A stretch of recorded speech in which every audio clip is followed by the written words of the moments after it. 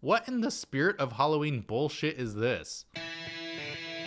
Welcome to Ranger Reviews, a web series we look at episodes of the TV show Power Rangers and then discuss them. Today we're exploring the 33rd episode of the show Power Rangers Lost Galaxy. It was the 326th episode overall, titled Facing the Past. We begin this episode with Drakina on a different planet, I guess, talking to a monster named Magnetox, who says he can beat the Rangers. Villamax is there calling out Stingwingers to show how strong he is, and essentially he turns the Stingwingers into bugs with magnets somehow.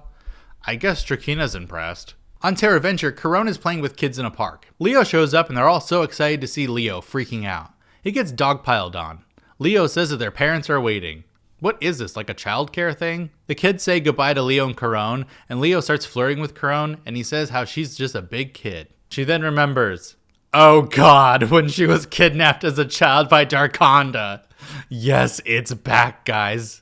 She explains to Leo how she was kidnapped at their age and she was turned into Astronema. She never really had a childhood. That's dark and deep. She says she's trying to make up for it now, and then she asks what Leo's excuse is then. Suddenly, Magnetox is there and he shows up, yelling about killing the Rangers or whatever. He's stomping around and Karone and Leo are getting people to safety before he starts firing on Leo, who does a mid-air morph, but he's shot back down. He then gets magnet fucked or whatever, and Karone comes around yelling for him. He's collapsed onto the ground, losing his powers. Karone runs over and Leo's morpher is totally fried. The other three Rangers show up, firing at Magnetox. Kai tells Leo to morph again, but nope, he can't morph. They go to fight Magnetox, but Karone tells them they have to retreat, so they run away together.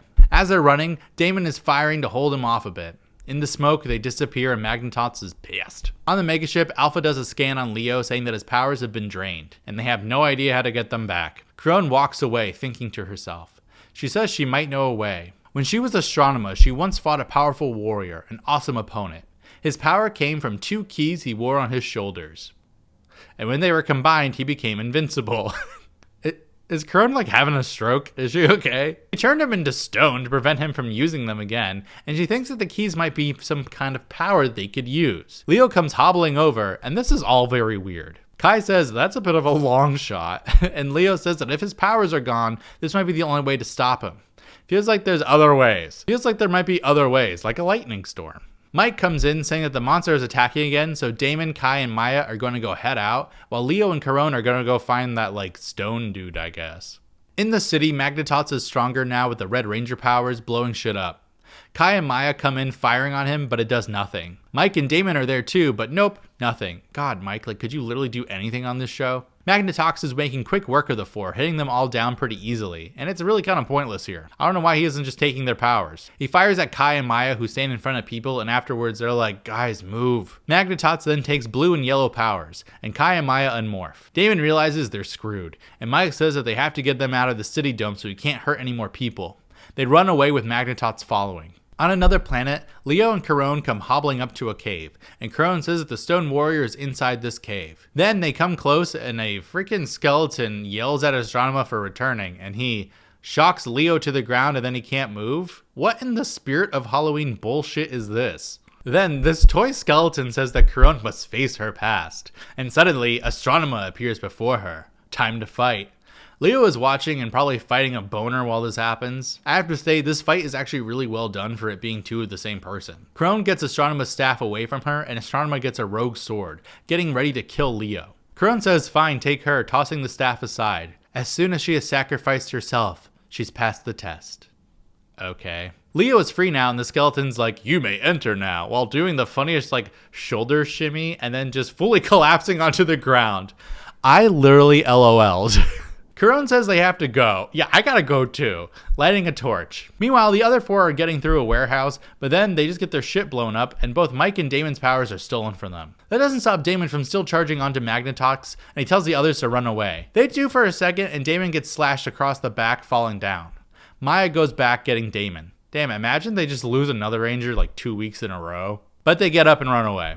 In the cave, Leo and Karone find the Stone Warrior, who feels like a cultural appropriation of some sort. Leo says that the keys are gone, and Karone is confused. She comes over thinking they would have been there. Leo says it's not her fault. They should get back. They start to leave, and Leo walks off, but Karone goes back, saying, I don't know if you can hear me, but I did a lot of bad things in my past. I was angry at the whole universe, I suppose. But you were fighting for justice. She takes his hand. I'm so sorry I did this to you. If I could, I would gladly take your place.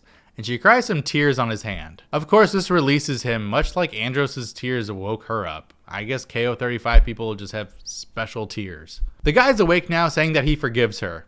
Would you, though? And he tells her to forgive herself, should she, presenting the keys. He asks for Leo to take the keys and carry on his mission as only the Red Ranger could. Yeah, screw you, Karone. Also, his powers are now restored. This is weird. At the warehouse, Maya and Damon are huddled together, and they're spooked by Kai and Mike coming over, trying to keep it together.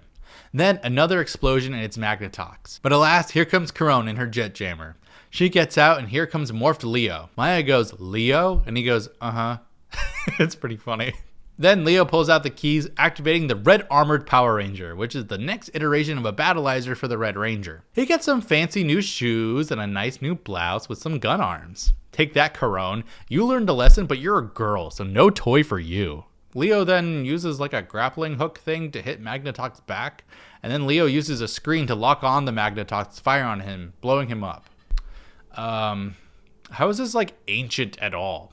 Like, this is technology on technology on technology. This is cutting edge for 1999.